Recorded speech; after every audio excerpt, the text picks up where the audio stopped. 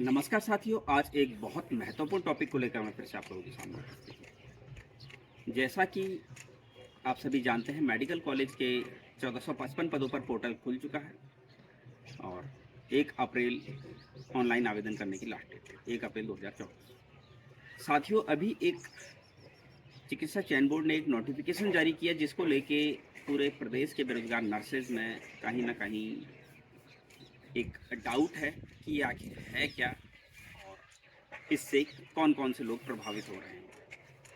तो साथियों, मैं आपको एक चीज़ बताना चाहूँगा, कभी भी कोई भी नोटिफ़िकेशन आता है तो सबसे पहले हमको करना क्या होता है, उस नोटिफ़िकेशन को बिल्कुल शांत दिमाग से अच्छे से पढ़ना होता है और मुझे नहीं लगता लोगों ने उसको ढंग से पढ़ा है। सबसे पहले तो और कोई भी चीज़ है, चाहे विज्ञप्ति है, चाहे कोई नोटिफ़िकेशन है, चाहे रिज़ल्ट है, उसको कम से कम आप 1 बार, 2 बार, 3 बार, 4 बार अच्छे से पढ़िए जब तक कि आपको समझ में ना आए।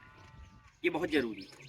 हमको चीज़ें समझनी बहुत ज़रूरी है, अगर हम चीज़ों को नहीं समझेंगे तो हमारे साथ चीज़ें गलत होती रहेंगी। जैसा कि आप सभी जानते हैं, मेडिकल कॉलेज के 1455 पदों पर बहुत सारे लोग ओवरेज हो रहे थे, वो लोग जिन्होंने यूबीटीआर में फॉर्म भरा था। मतलब 2024 में, ओ सॉरी 2020 में जब विज्ञप्ति आई थी 12 दिसंबर 2020 को, उस टाइम पर जो लोग इस भर्ती में आवेदन करने के लिए एलिजिबल थे और उन्होंने उस टाइम पर आवेदन किया था, वो आज भी एलिजिबल होने चाहिए, ऐसा मैं अपनी पिछली वीडियो में कह चुका हूँ। पिछली वीडियो बोले तो जब स्वास्थ्य विभाग के 1564 पदों पर विज्ञप्ति आई थी, तो मैंने उसी समय पर बता दिया था कि मेडिकल कॉलेज के जब पद आएंगे तब भी ये लोग एलिजिबल रहेंगे और बहुत सारे लोग माननीय उच्च न्यायालय के शरण में गए। सबसे पहले शख्स जो माननीय उच्च न्यायालय की शरण में जाने वाले थे वो हमारे ही मित्र हैं, दीपक भंडारी, हल्द्वानी से बिलोंग करते हैं और ब्रिजलाल हॉस्पिटल में इस समय जॉब करते हैं। स्वास्थ्य विभाग के 1564 पदों पर भी ओवरेज के लिए सबसे पहले दीपक भाई ही गए थे और अभी मेडिकल कॉलेज के 1455 पदों के लिए भी ओवरेज वाले मामले में सबसे पहले दीपक भाई ही माननीय उच्च न्यायालय की शरण में गए और वहाँ से वो परमिशन लेके आए।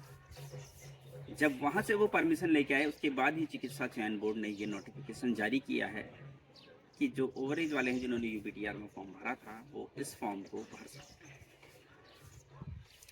बाकी जिन लोगों ने 2020 में यूबीटीआर में अप्लाई नहीं किया था, वो आज भी एलिजिबल नहीं। सिर्फ वही लोग एलिजिबल हैं जिन्होंने उस समय आवेदन किया था, जो उस समय एलिजिबल थे और आवेदन किया था। उस समय जो एलिजिबल नहीं था वो आज भी एलिजिबल नहीं है, लेकिन जो उस समय एलिजिबल था फॉर्म भरने के लिए, वो आज भी एलिजिबल है। तो इस नोटिफिकेशन को लेके ज़्यादा डाउट ना करें, ये सिर्फ उन लोगों के लिए है जो ओवरेज थे और जो माननीय उच्च न्यायालय की शरण में गए थे और वहाँ से परमिशन लेके आए थे, उन्हीं लोगों के लिए ये वो है। और बाकी लोग आसानी से अपना फॉर्म भर सकते हैं, इस चीज़ को लेके कोई डाउटफुल ना रहे। ये बिल्कुल क्लियर है, उसको आप पढ़िए और देखिए कि वो चीज़ है क्या, वो नोटिफिकेशन क्या है, चिकित्सा चयन बोर्ड ने वो नोटिफिकेशन किस रिगार्डिंग दिया है, उसमें साफ साफ लिखा हुआ है। तो चीज़ों को थोड़ा सा अच्छे से देखिए, ये बहुत ज़रूरी है। एक बात मैं और साथियों आप लोगों से कहना चाहता हूँ, जब रिजल्ट आया था स्वास्थ्य विभाग के 1564 पदों पर, तो उसमें एक आरटीआई के माध्यम से कुछ खुलासा हुआ था जिसमें 8 लोग उस भर्ती प्रक्रिया से बाहर कर दिए गए थे। उन 8 लोगों की लिस्ट आई थी और उन 8 लोगों की डिटेल आरटीआई के माध्यम से मिली थी। आखिर उन 8 लोगों के पदों पर वेटिंग लिस्ट कब आएगी, ये भी एक बहुत बड़ा सवाल है। और वो 8 लोग जो बाहर हुए, उनके नामों की लिस्ट आई थी, तो सुनने में आ रहा है कि उनका रीवेरिफिकेशन भी हो चुका है और रीवेरिफिकेशन होने के बाद कहीं ना कहीं हो सकता है उनको जॉइनिंग मिल जाए। तो ये भी हमको देखना होगा कि रीवेरिफिकेशन किस तरीके से हुआ, क्या और वो कौन लोग हैं। वो उस टाइम पर साफ साफ बताया गया था राजस्थान के वो लोग हैं और बहुत हाईलाइट वो लोग हो रहे थे। तो उन लोगों को, उन लोगों के डॉक्यूमेंट्स की क्या जांच हुई और उनके ऊपर क्या कार्यवाही हुई, ये सब हमको देखना होगा और इसके लिए हम लोगों को थोड़ा सा एक्टिव होना पड़ेगा। चिकित्सा चयन बोर्ड या फिर डीजी हेल्थ से हमें उनके बारे में जानकारी लेनी होगी कि आखिर उन 8 लोगों के ऊपर क्या कार्यवाही हुई या क्या एक्शन लिया गया या फिर क्या हो रहा है।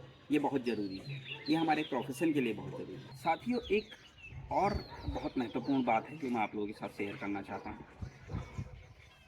जैसा कि आप सभी जानते हैं कि ईडब्ल्यूएस का मामला हमारे प्रदेश में बहुत ज़्यादा हाईलाइट हुआ है और कहीं न कहीं हमारी इस नर्सिंग भर्ती में भी ईडब्ल्यूएस के मामले में बहुत सारे लोग ये कह रहे हैं कि बहुत सारे ईडब्ल्यूएस फर्जी तरीके से बने हैं और उनके ऊपर जांच होनी चाहिए।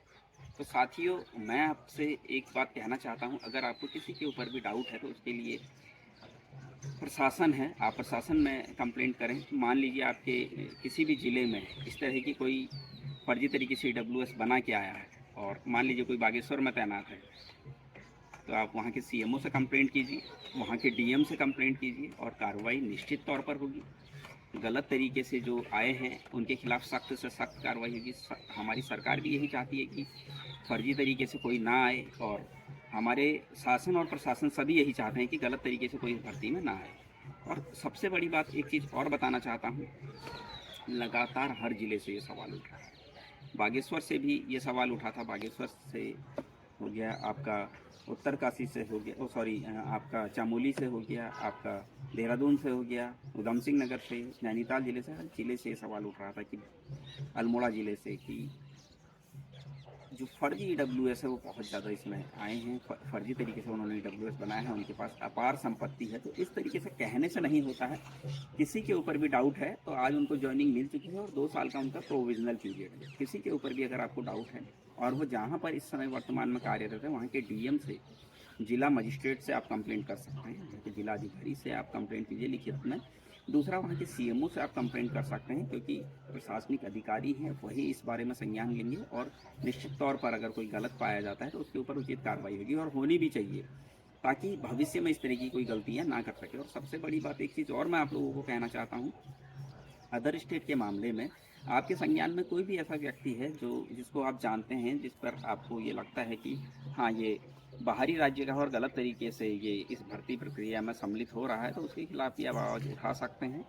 हमारी सरकार पूरी तरीके से सिर्फ और सिर्फ उत्तराखंड के लोगों के पक्ष में है और बाहरी राज्यों के लोगों को उत्तराखंड सरकार नौकरी नहीं देना चाहती है। और ये पहले ही हमारे स्वास्थ्य मंत्री डॉक्टर धन सिंह रावत जी ने भी क्लियर कर दिया था कि बाहरी राज्यों के कैंडिडेट को इसमें नहीं लिया जाएगा, क्योंकि ये ग्रुप सी की भर्ती है और ऐसा कोई जियो है नहीं कि उनको लिया जाए। कि ये जियो ज़रूर है कि ग्रुप सी की भर्ती में अदर स्टेट के कैंडिडेट को नहीं लिया जाएगा। फॉर्म आप सभी लोग बहुत सोच समझ कर भरे। अगर किसी के फॉर्म में कोई गलती हो जाती है, कोई भी ऐसा वो हो जाता है, तो पहले तो कोशिश करें कि कोई गलती ना हो। आपने पिछली बार भी आवेदन किया होगा, उस आवेदन को देखकर आप अप्लाई कर सकते हैं। सेम उसी तरीके से आवेदन होना है। बहुत सारे लोग कह रहे हैं कि हाई स्कूल और इंटर की मार्कशीट भी स्कैन करनी है, तो मैं सिर्फ एक बात आप लोगों को बताना चाहता हूँ, आप सभी लोग पढ़े लिखे लोग हैं और जिस तरह से साफ साफ विज्ञप्ति में लिखा हुआ है कि हाई स्कूल का सर्टिफिकेट और इंटर का सर्टिफिकेट लगाना है, ना कि मार्कशीट लगानी है, अंक तालिका नहीं लगानी है, सिर्फ सर्टिफिकेट लगाना है। तो इस चीज़ को ध्यान में रखें कि हाई स्कूल और इंटर के सर्टिफिकेट सिर्फ लगाने हैं, अंक तालिका नहीं लगानी है, मतलब मार्कशीट नहीं लगानी है। तो बिना वजह अपने मन से डॉक्यूमेंट्स ना लगाएं। जितना आपको कहा गया है वही डॉक्यूमेंट्स आप लगाएं। आप चीज़ों को देखिए, पढ़िए और उसमें साफ साफ चिकित्सा चयन बोर्ड ने जो है नोटिफिकेशन में साफ साफ लिखा हुआ है क्या क्या डॉक्यूमेंट्स वहाँ पर स्कैन होने हैं, कौन कौन से डॉक्यूमेंट्स सबमिट होने हैं। तो उसके बाद भी अगर आप अपने मन से डॉक्यूमेंट्स लगा रहे हैं तो फिर ऐसे मतलब तो गलत चीज़ें हैं। चिकित्सा चयन बोर्ड हर चीज़ के लिए बहुत साफ साफ शब्दों में लिख रहा है। मैं फिर से आपको एक ही चीज़ कह रहा हूँ कि कोई भी अगर फॉर्म भरने जा रहा है या कोई भी डाउट अगर आप लोगों को लगता है तो आप एक बार पूरी विज्ञप्ति को अच्छे से पढ़ लीजिए। एक बार समझ में नहीं आता है दोबारा पढ़ लीजिए, आपके भविष्य का सवाल है। आप उस विज्ञप्ति को अच्छे से पढ़िए, ये बहुत ज़रूरी है। आप विज्ञप्ति नहीं पढ़ रहे हैं, आप सीधे फॉर्म भरने चले जा रहे हैं, उसके बाद आप गलत फॉर्म भर के आ रहे हैं, उसके बाद आपको लगता है कि नहीं चिकित्सा चयन बोर्ड ने ये कर दिया वो कर दिया। भैया आपकी अपनी भी जो रिस्पॉन्सिबिलिटी है उसको भी तो देखिए। जो चीज़ें आप लोगों को कहा गया है कि ये करिए उतना ही करिए, एक्स्ट्रा ऑर्डिनरी बनने की ज़रूरत नहीं है। ज़्यादा चिकित्सा चयन बोर्ड ने लिमिटेड चीज़ें बताई है, उतना ही हम लोगों ने लगाना है। अपने मन से कोई भी चीज़ हमने इंक्लूड नहीं करनी है, कोई भी चीज़ हमने ऐड नहीं करनी है। अपने मन से ऐड करके हमें नुकसान है। तो उम्मीद करता हूँ कि आप लोग समझ रहे होंगे चीज़ों को और मेरी बातों से आप सहमत होंगे। अगर आप लोग मेरी बातों से सहमत हैं तो आगे भी इसी तरीके से मैं वीडियो लेके आता रहूँगा और आगे भी आप लोगों को इसी तरह की जानकारी देता रहूँगा, ताकि आप लोग अवेयर रहें और एक्टिव रहें और किसी भी चीज़ में गलती ना करें। धन्यवाद।